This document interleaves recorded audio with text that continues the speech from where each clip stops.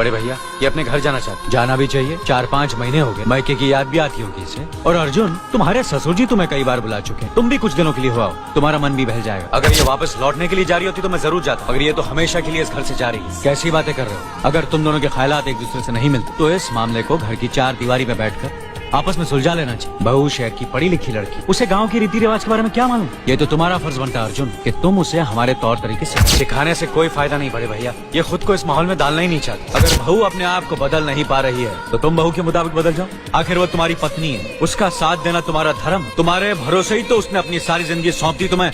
अर्जुन, मेरे दर्द पर तुम तड़प उठे क्योंकि हम दोनों एक ही माँ की संतान, खून का रिश्ता है हमारा। मगर पत्नी का नाता उससे कहीं ज्यादा गहरा होता है क्योंकि वो पराये घर से आकर अपनों से कहीं ज्यादा अपनी हो जाती है। पति शरीर है तो पत्नी उसकी आत्मा है। पत्नी ही पति के जीवन को सही अर्थ देती है, उसे कामयाब बनाती। पत्नी के बगैर पति बेजान और बेमाने हो जाते हैं। अगर आज तुम अपनी पत्नी को हमेशा के लिए उसके मायके छोड़ाओगे तो ये गाँव, ये समाज क्या कहेगा हमारे बारे में? न्याय के सिंहासन पर बैठकर जो लोगों के अच्छे बुरे का फैसला करता है, अगर उसी के घर में नाइंसाफी होगी तो लोग हंसेंगे हम पर। बड़े भैया, मुझसे भूल हो गई।